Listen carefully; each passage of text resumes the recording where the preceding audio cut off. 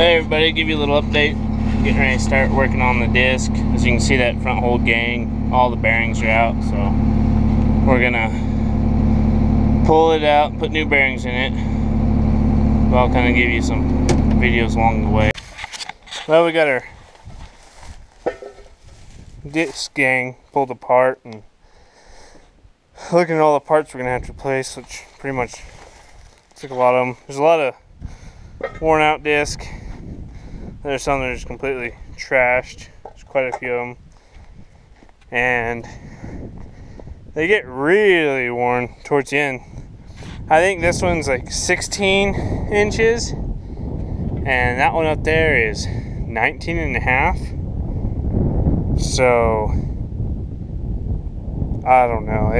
They got a lot of wear, and I haven't priced new disc yet. There's one of the bearings just shot all the heck. I think all three of them are shot, but I need to start getting it replaced, because I'll start discing here in probably the 1st February. But there's the old scrapers. They're pretty worn. I got a little surprise in my shop I was going to make a video about. It's my molasses truck. It's just an old 6x6, and I got the top off of it right now because it got frayed and it was just flapping. But I'll make a video of this. It's really cool. I like that truck a lot. They're pretty amazing when they run. And I just have it set up to take liquid feed out to the pastures, but that'll be another video. And this is my disc. It's a 760 International. I think it's probably like 40 years old. It's new to me. And we pulled this gang out. Those ones are... But I think one reason why it's wearing so bad is when you get to looking, that beam is bent down right there. And I can't imagine that being a factory deal. I think it's actually just bent, because it comes down and it just drops down. Because those ones over there aren't worn. They're all pretty much 19 inches, 18 inches, somewhere in there. And these ones back here are about the same. You know, it gets a little wear once you get down to here. Those are a little worn. But most of them are about the same size. My axle's bent on it. I got 2 flat tires. I've got to go... I stole some tires off of it to put on my 5200 drill, and I actually need to go get one back off it. I don't know, it's a lot better than the disc I was using, that's for sure. But it needs a lot of work. But it's doing the job. For what I paid for it, it's okay. I can't complain too much. I paid $2,000 for this disc. And you know, at the time when I bought it, I only had the 4630. But you can't find a good 24-foot tandem anywhere here for, under $8,000, $10,000, somewhere in there. And I can afford that, but yeah, it's seen some better days. The cylinder's too small because the big one that was on it blew apart, and that's what I had on hand.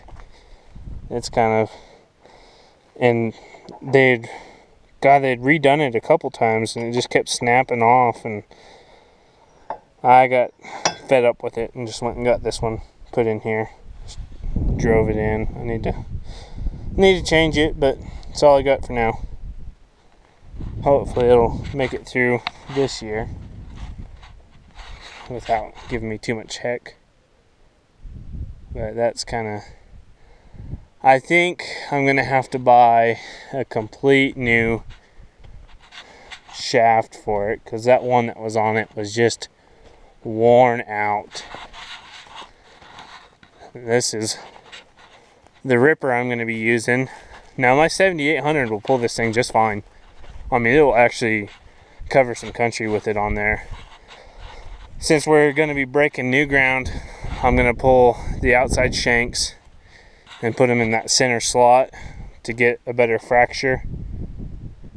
But that's pretty much all I have to do to it. I need to tighten up these. There's one that's moves a little bit. Get a new bolt put in here. Get some new shear pins for it, because I'm sure I'll break a few. But I know everything I've seen, people are kind of complaining about the old the C-shank rippers, that you should be using a straight shank. But you know, for new ground, I think it's just fine. And if you don't have a ripper, then it's just fine. I wish I had a set of rolling baskets behind them. Those are pretty nice. And you know, on all the new ones, you can get them where they just put right behind the ripper. And if you're using a C-shank ripper, I can definitely see where it would be really nice to have them, because it pulls up some ground. But for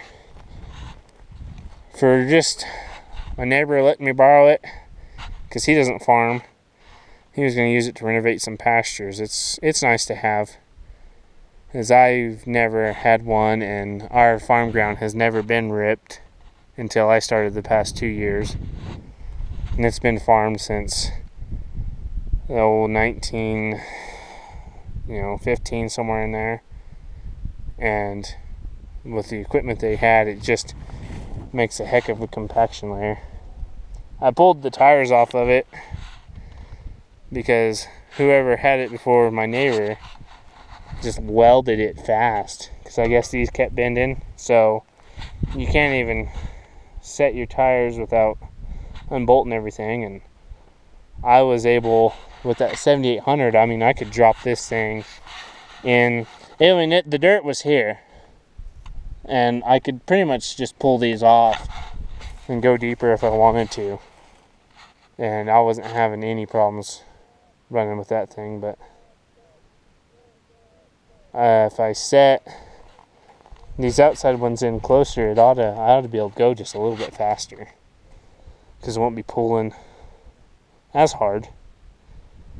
But I might be able to add 2 more shanks to it, move those 2 in, and then add 2 there, just to see how it does, maybe on the second round. But it's crazy on this thing, they added these 2 because at some point in time this thing broke and just ripped off. You know, they beefed it up here, and they did the same thing over there, but I think somebody got this thing in a bind at some point. But that happens. They're not really worth a whole lot here. I bought a toolbar that had 4 shanks on it, and I bought it for like $400, that I've pulled all the tools off and put spring-loaded shanks on for chisels. But anyways, that's kind of what I've been doing. I've been super busy with cattle work, and I've not had time to make videos, and it's just not something I'm just gonna go make time for, because it's kind of hard to film in the dark. But you know, I hope you like the videos that you are getting. I need to make a video on the center pivot that they're putting in before they get it all put up, and you don't get to see any of it. It's pretty neat, but they are working extremely fast. They've already got the pipeline in and the electrical line in and the center pad poured and 2 towers up in just a week. So they're not messing around.